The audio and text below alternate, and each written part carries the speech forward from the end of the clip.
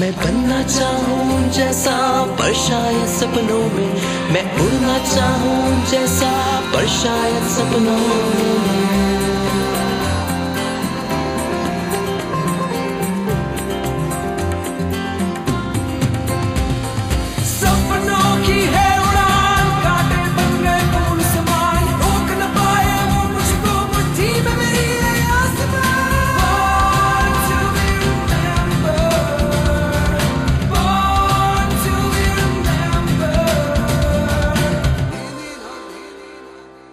Hello friends, हाजिर हूं मैं आपका दोस्त आपके favourite show born to be remembered के एक और एपिसोड के साथ। दोस्तों, हर रोज की तरह शुरुआत आज के दिन हुई खास घटनाओं से जो आज ही के दिन घटी। आज हम जिस घटना की बात करने जा रहे हैं वो बहुत पुरानी तो नहीं, लेकिन हाँ खास बहुत है। 24 अप्रैल 2005 में साउथ कोरिया के सियोल नेशनल यूनिवर्सिटी के साइंटिस्ट ने पहला क्लोन डॉग बनाया। इस मेल डॉग को डेवलप करने के लिए साइंटिस्ट ने एक अफगान हाउंड ब्रीड के कुत्ते के कान के सेल और लगभग 123 बिचेस सरोगेट के तौर पर इन्वॉल्व की। इस पूरी प्रक्रिया में 3 पपी बने, जिसमें सिर्फ एक ही जिंदा रहा और उसे नाम दिया गया स्नपी। स्नपी को बनाने वाली सियोल नेशनल यूनिवर्सिटी की जिन साइंटिस्ट की टीम ने यह कमाल किया था, उस टीम के लीडर थे साउथ कोरिया के जाने माने बायोमेडिकल साइंटिस्ट वांग वू सक। 2005 में टाइम्स मैगजीन ने स्नपी को मोस्ट अमेजिंग इन्वेंशन का नाम दिया। तो एक तरह से आज इस मोस्ट अमेजिंग इन्वेंशन यानी स्नपी का हैप्पी बर्थडे है। तो हैप्पी बर्थडे स्नपी। अब बात आज पैदा हुई फेमस पर्सनैलिटीज की। तो सबसे पहले आज जिनका जन्मदिन हम मनाने जा रहे हैं उनके बारे में तो जितना कहा जाए कम है। आज जन्मदिन है क्रिकेट के भगवान कहे जाने वाले मास्टर ब्लास्टर सचिन रमेश तेंदुलकर का। Works it away and that is it. Brilliant Sachin Tendulkar. 24 अप्रैल 1973 को नोवेलिस्ट रमेश तेंदुलकर और एक इंश्योरेंस एजेंसी में काम करने वाली रजनी तेंदुलकर के घर सचिन का जन्म हुआ। रमेश तेंदुलकर मशहूर संगीतकार सचिन देव बर्मन के इतने बड़े फैन थे कि उन्होंने अपने बेटे का नाम ही सचिन रख दिया। लेकिन उस वक्त शायद उन्हें ये अंदाजा बिल्कुल नहीं होगा कि ये नन्हा सचिन अपनी धुनों से नहीं बल्कि क्रिकेट में अपने बल्ले से विरोधियों का बुरी तरह से बैंड बजाएगा। पर शुरुआत में क्रिकेट के बजाय सचिन को फुटबॉल का मैदान और टेनिस कोर्ट ज्यादा भाता था। क्रिकेट को उनकी जिंदगी में लाने का श्रेय उनके बड़े भाई अजीत तेंदुलकर को जाता है, जो 1984 में सचिन को मुंबई के मशहूर क्रिकेट कोच रमाकांत आचरेकर के पास लेकर गए। सचिन शिवाजी पार्क में घंटों प्रैक्टिस किया करते थे और सचिन को जल्दी आउट कोई नहीं कर पाता था। कहा जाता है कि सचिन के कोच रमाकांत आचरेकर रोज स्टंप पर ₹1 रख देते थे और कहते थे कि जो बॉलर सचिन को आउट करेगा उसे ये ₹1 का सिक्का मिलेगा, नहीं तो ये सिक्का सचिन के पास जाएगा। और बहुत कम ही ऐसा हो पाया जब वो सिक्का किसी बॉलर को मिला। सचिन ने रमाकांत आचरेकर के पूरे कोचिंग सेशन में लगभग 13 सिक्के जीते, जो आज भी सचिन ने संभाल कर रखे हुए हैं और जिसे वो अपने सबसे बड़े अवार्ड्स में से एक मानते हैं। सचिन के स्टार बैट्समैन बनने की झलक शायद शिवाजी पार्क के दिनों में से ही दिखने लगी थी। इस चाइल्ड प्रोडिजी को रमाकांत आचरेकर ने और निखारने के लिए सचिन के बड़े भाई अजीत को सलाह दी कि सचिन का दाखिला दादर के श्रद्धा आश्रम विद्या मंदिर में करा दिया जाए। उस दौर में उस स्कूल से कई जाने माने क्रिकेटर निकले थे और इसी स्कूल में उनको मिले अपने जोड़ीदार विनोद कांबली। वैसे उनका पढ़ाई में इतना मन न लगा करता था, लेकिन फिर भी उन्होंने जितना हो सकता था अपनी तरफ से पढ़ाई जरूर की। वैसे यहाँ सोचने वाली बात ये है कि अगर सचिन उन दिनों में पढ़ाई में ही जुटे रहते तो शायद इतने बड़े क्रिकेटर ना बन पाते। आपको क्या लगता है? कांबली और सचिन की जोड़ी की चर्चा मुंबई क्रिकेट सर्कल में छाने लगी। 1988 के इंटर स्कूल क्रिकेट टूर्नामेंट में सचिन और विनोद की जोड़ी ने 664 रन की पार्टनरशिप की, जो कि आज भी एक रिकॉर्ड है। और सचिन 15 साल की उम्र में अपने पहले ही फर्स्ट क्लास मैच में सेंचुरी बनाकर नॉट आउट रहे।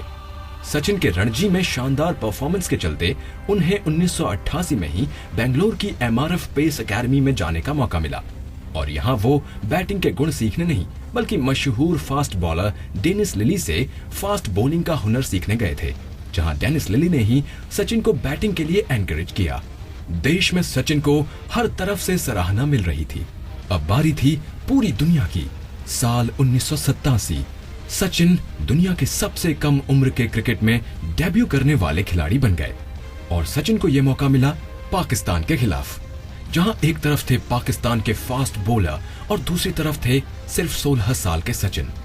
और उन्हीं में से एक थे फास्ट बॉलर इमरान खान, जिनकी एक बाउंसर से सचिन की नाक में एक्चुअली चोट भी आ गई और उनकी नाक से खून बहने लगा, लेकिन सचिन ने किसी मेडिकल असिस्टेंस को लेने के बजाय खेलना जारी रखा।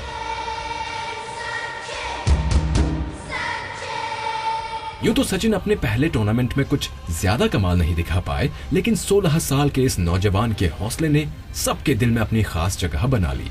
लेकिन अभी भी सचिन के बल्ले का जादू देखने को नहीं मिला था। सचिन ने अगली ही सीरीज में बता दिया कि इस हौसलेमंद लड़के के बल्ले में भी बहुत दम है। वो सीरीज थी न्यूजीलैंड के खिलाफ, जिसमें सचिन ने नाबाद 117 रन बनाए। अब वक्त आ गया था सचिन और उसके बल्ले का, जिसने हर टूर्नामेंट में ताबड़तोड़ रनों की बारिश की, जिसमें पूरी दुनिया के क्रिकेट फैंस सराबोर हो गए। एक दौर तो ऐसा भी आया जब सचिन के आउट होने का मतलब इंडियन टीम का ऑल आउट होना होता था। रिकॉर्ड्स बनाने में भी सचिन बहुत आगे थे। सचिन ने अपने बल्ले से कई नए रिकॉर्ड्स बनाए और साथ ही साथ तोड़े भी बहुत सारे। सचिन दुनिया के इकलौते ऐसे क्रिकेटर हैं जिसने 1, 2, 10 या 50 नहीं बल्कि शतकों का भी शतक जमाया है, मतलब 100 सेंचुरीज बनाई हैं। सचिन ने ये रिकॉर्ड 16 मार्च 2012 को मीरपुर में बांग्लादेश के खिलाफ बनाया। Tendulkar on 99, it's a big moment. It's history in the making. He has the strike on 99. Works it away and that is it. Brilliant Sachin Tendulkar. Outstanding achievement and richly deserved for someone who has been so special in this world of cricket. Yes, finally achieves the milestone. What a day for India, what a day for international cricket, what a day for international cricket fraternity. इतना ही नहीं, सचिन दुनिया के एकमात्र ऐसे cricketer हैं जिसने 34,000 रनों का आंकड़ा पार किया है। क्रिकेट के इस भगवान को 2002 में विजडन क्रिकेटर्स एल्मनेक की तरफ से दुनिया के दूसरे नंबर का बेहतरीन बैट्समैन घोषित किया गया था। पहले नंबर पर थे सचिन के आइडल सर डॉन ब्रैडमैन। सच में सचिन के बारे में जितनी बातें की जाएं बहुत कम है। 5 फुट 5 के छोटे से कद के इस इंसान ने अपने खेल के दम पर जो ऊंचाइयां हासिल की हैं, उसके आगे सब छोटे लगते हैं। जैसे शारजहां में खेली गई उनकी यादगार पारी, जिसे कोई भी नहीं भुला सकता। Well, this little man is the nearest thing to Bradman there's ever been. What a player he is. Oh, he's hit this one, Miles. Great shot. Oh, it's a biggie. Straight over the top. And he's smashed him down the ground. What a player. What a wonderful player. Oh, he's high. It's high. It's all the way. It's way over the top into the crowds again. Sachin Tendulkar wants to win this match. सिर्फ 10वीं पास सचिन आज Indian air force के group captain के पद से सम्मानित हैं। साथ ही साथ मैसूर यूनिवर्सिटी ने सचिन को डॉक्टरेट की उपाधि दी है। सचिन को राज्यसभा का मनोनीत सदस्य भी बनाया गया। और क्रिकेट वर्ल्ड कप भी आपको जरूर याद होगा, जिसे भारतीय टीम ने जीता था। Absolutely magnificent. Dhoni finishes off in style. A magnificent strike into the crowd. India lift the World Cup after 28 years. The parties start in the dressing room. और मजे की बात यह है कि पूरी इंडियन टीम ने इस क्रिकेट कप को डेडिकेट किया सचिन रमेश तेंदुलकर को। Well, Sachin, Zahir, Mumbai boys, big triumph on home soil and home venue as well. How does it feel, Sachin? Couldn't have asked for anything better than this. I think winning the World Cup is the ultimate thing, and I am experiencing it. It's the proudest moment of my life. 6 World Cups and finally it's happened. Yes, it's never too late, as they say, and thanks to all my teammates. Without such fabulous performance and such consistency, it would never have happened. And were you able to control your tears? No, not really. Yeah, they were happy tears, so I wouldn't mind, crying. तो दोस्तों, ये थे great cricketer Sachin Tendulkar, जिन्होंने अपने खेल से हर किसी को अपना दीवाना बना दिया।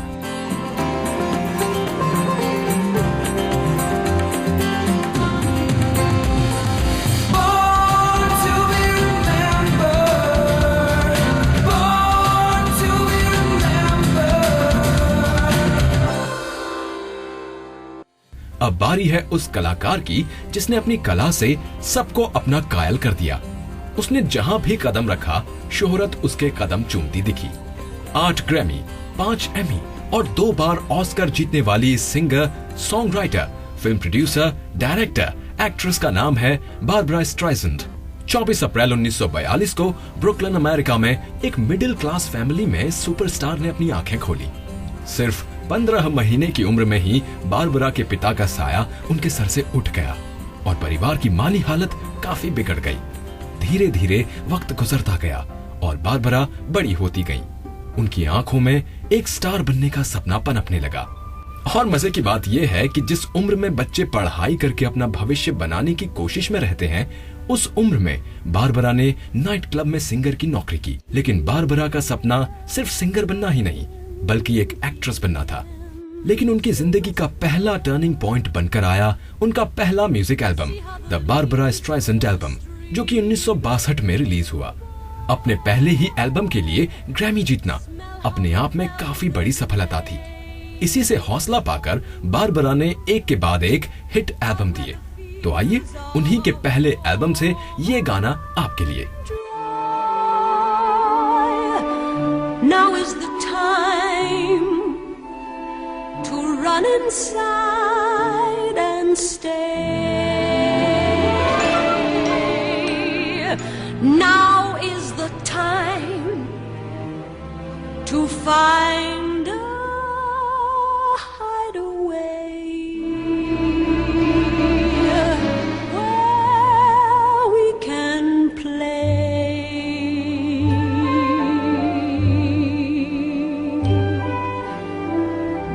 Soon it's gonna rain, I can see it. Soon it's gonna rain. अपने पहले एल्बम के लिए जहां बारबरा ने म्यूजिक का सबसे बड़ा अवार्ड जीतकर सबको हैरान कर दिया, वहीं उनका एक्टिंग में आगाज भी कुछ इसी अंदाज में हुआ। उनकी पहली फिल्म के लिए उन्हें बेस्ट एक्ट्रेस का ऑस्कर अवार्ड मिला। वो फिल्म थी 1968 में आई फिल्म फनी गर्ल। इतनी कामयाब शुरुआत के बाद बारबरा स्ट्राइसेंड को पीछे मुड़कर देखने की जरूरत नहीं थी। उन्हें तो बस अब आगे बढ़ना था और कामयाबी की नई कहानियां लिखनी थी। और उन्होंने ऐसा ही किया और कई हिट सिंगिंग एल्बम्स, कई सुपरहिट फिल्में देकर उन्होंने अपना नाम इतिहास में दर्ज करा दिया। उनके हिट एल्बम्स में जहां the Barbra Streisand album, happy days are here again, my name is Barbra, classical Barbra जैसे एल्बम शामिल हैं, वहीं अगर उनकी सफल फिल्मों की बात करें तो funny girl, the owl and the pussy cat, the prince of tides, the mirror has two faces जैसी फिल्मों का नाम हम ले सकते हैं। सच में कामयाबी के झंडे गाड़ना किसे कहते हैं? अगर आपको ये जानना है तो बारबरा स्ट्राइसेंड से बेहतर नाम और कोई नहीं हो सकता है। तो चलिए बारबरा स्ट्राइसेंड को हैप्पी वाला बर्थडे विश करते हैं और सुनते हैं ये प्यारा सा गाना। Barbra Streisand.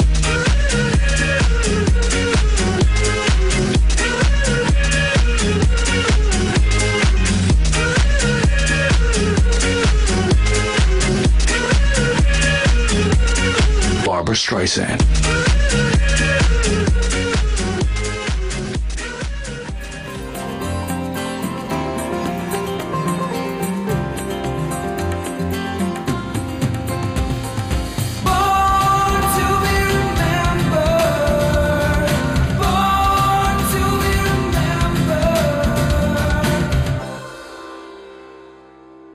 Welcome back friends. Hollywood से अब सीधे आपको लेकर चलते हैं वापस हिंदुस्तान और बात करते हैं उस स्टार की जिसे हम इंडियन फिल्मों का पहला जेम्स बॉन्ड कह सकते हैं। ये हैं साउथ के सुपरस्टार डॉक्टर राजकुमार, जिन्हें स्क्रीन पर राजकुमार के नाम से जाना जाता है। 24 अप्रैल 1929 को मद्रास में राजकुमार का जन्म हुआ। 8 साल की उम्र में ही राजकुमार का सिल्वर स्क्रीन पर as a child artist debut हुआ और 1954 में आई फिल्म बेदारा कन्नप्पा से उन्होंने लीड हीरो के तौर पर अपनी पारी की शुरुआत की। इसके बाद से राजकुमार की हिट फिल्मों का जो सिलसिला शुरू हुआ, उसने उन्हें साउथ इंडियन सिनेमा का बेताज बादशाह बना दिया। राजकुमार की जासूसी फिल्मों जैसे Jedara Bale, operation jackpot Nalli, Goa Delhi CID 999, operation diamond ने बॉक्स ऑफिस के सारे रिकॉर्ड तोड़ दिए। राजकुमार ने अपनी फिल्मी करियर में लगभग 220 फिल्में की, जिसने राजकुमार को फिल्म इंडस्ट्री का महाराजा ही बना दिया। राजकुमार की हिट की लिस्ट जहां एक तरफ हर रोज लंबी हो रही थी, वहीं दूसरी तरफ राजकुमार का जादू उनके फैंस के सिर चढ़कर बोल रहा था। उनके इस खुमार का असर कुछ ऐसा था कि राजकुमार के फैंस ने उन्हें कई नामों से नवाजा। जैसे किसी ने इन्हें राजन्ना यानी राजा बोला, तो किसी ने इन्हें नट सार्वभौम यानी अभिनय का महाराज तक बोला। कई फैंस ने तो राजकुमार को अपने बड़े भाई का ही दर्जा दे दिया और नाम दिया अन्नावरू यानी बड़ा भाई। कुछ ऐसा था राजकुमार का उनके फैंस के साथ रिश्ता। बेंगलोर में तो राजकुमार के नाम का मंदिर भी है। शायद उनके फैंस के लिए उनकी दीवानगी की यही वजह थी कि वो फिल्मी लाइफ में ही नहीं बल्कि रियल लाइफ में भी हीरो थे, और शायद उनकी सफलता का भी यही राज था। उनकी इसी सफलता ने उनके लिए मुसीबत तब खड़ी कर दी जब चंदन तस्कर वीरप्पन ने 30 जुलाई साल 2000 को राजकुमार को किडनैप कर लिया और राजकुमार को छोड़ने के बदले में अपने साथियों की रिहाई की मांग रखी। खैर 108 दिन बाद यानी 15 नवंबर को राजकुमार को वीरप्पन के कब्जे से बचा लिया गया, लेकिन कुदरत से उन्हें कोई नहीं बचा पाया और 12 अप्रैल 2006 को उनकी मौत हो गई। लेकिन इस नेक कलाकार की अच्छाई उनके बाद भी जिंदा रही। उनकी मौत के बाद उनकी इच्छा अनुसार उनकी दोनों आंखें डोनेट कर दी गईं। सच में दोस्तों, राजकुमार सही मायनों में एक स्टार थे जो अपनी रील और रियल लाइफ दोनों में ही अपनी अच्छाइयों से लोगों के जहन में छाए रहे।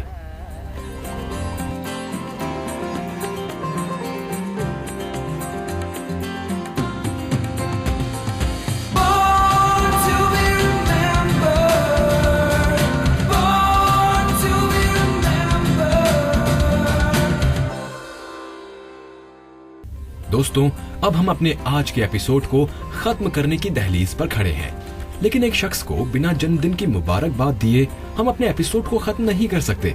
ये ऐसी ही शख्सियत है जिसकी आवाज में मिट्टी की खुशबू है, जिसके जोश में हर कोई मदमस्त हो जाता है, जिसने ग्लैमर के दम पर नहीं बल्कि अपनी सादगी से दुनिया भर में नाम कमाया है। इनका नाम है तीजन बाई। 24 अप्रैल 1956 को मध्य प्रदेश के भिलाई शहर के छोटे से गांव गनियारी में, जो अब छत्तीसगढ़ में पड़ता है, पारधी जनजाति परिवार में इनका जन्म हुआ। इस जनजाति के लोग महाभारत की लोक कथाएं गाकर अपना गुजर बसर करते हैं। इस गाने की शैली को पांडवानी कहते हैं। बचपन में ऐसा ही एक पांडवानी गीत तीजन बाई ने अपने नाना को गाते हुए सुना। उसको सुनकर नन्ही तीजन इतनी प्रभावित हुई कि उन्होंने भी पांडवानी अपने नाना से सीखना शुरू कर दिया और 13 साल की उम्र में अपने पड़ोस के गांव में पहली बार उन्होंने लोगों के सामने पांडवानी गाई। उनके इस परफॉर्मेंस के लिए उन्हें 10 रुपए का इनाम मिला। कहने के लिए ये सिर्फ 10 रुपए का इनाम था, लेकिन नन्ही तीजन के लिए ये एक बहुत बड़ा प्रोत्साहन था। उसके बाद तीजन ने अपने पांडवानी गायन को बहुत ही संजीदगी से लिया और छोटी मोटी परफॉर्मेंस देती रही। लेकिन उनकी जिंदगी की नई रोशनी लेकर आए theatre stage artist Habib Tanvir. जब उन्हें एक प्रोग्राम में गाते हुए सुना और हबीब के कहने पर ही तीजन दिल्ली आई, जहां उन्हें पहली बार उस वक्त की प्रधानमंत्री श्रीमती इंदिरा गांधी के सामने परफॉर्म करने का मौका मिला। उसके बाद तीजन लगातार बेहतरीन और यादगार परफॉर्मेंसेस देती रही, दुनिया भर के लोगों के दिलों पर छाती रही। संगीत नाटक अकादमी और पद्म भूषण जैसे सम्मानों से भी उन्हें बाद में नवाजा गया। आज तीजन बाई और पांडवानी एक दूसरे की पहचान बन चुके हैं। हम आगे भी तीजन बाई से यही उम्मीद करते हैं कि वो इसी तरह से दुनिया में पांडवानी का परचम लहराती रहे और देश का नाम रोशन करती रहे। हमारी तरफ से तीजन बाई जी को जन्मदिन की बहुत बहुत मुबारकबाद। और चलते चलते आपको सुनवाते हैं तीजन बाई का गाया ये प्यारा सा गीत।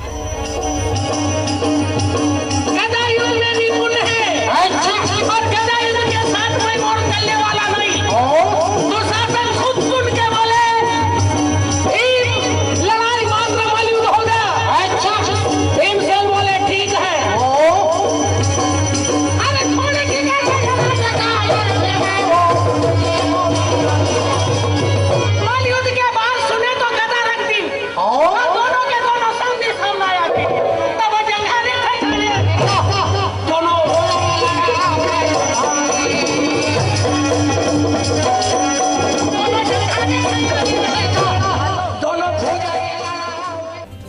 आज के एपिसोड में बस इतना ही। कल फिर हाजिर होंगे कुछ ऐसे यादगार शख्सियतों की सफलता की कहानियों के साथ। फिलहाल मुझे दीजिए इजाजत।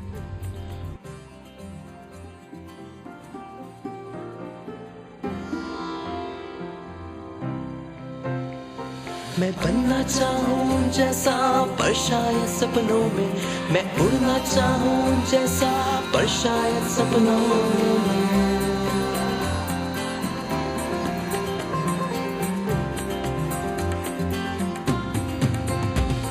सपनों की है उड़ान, कांटे बन गए फूल समान, रोक न पाए वो मुझको मुट्ठी में मेरी है आसमान।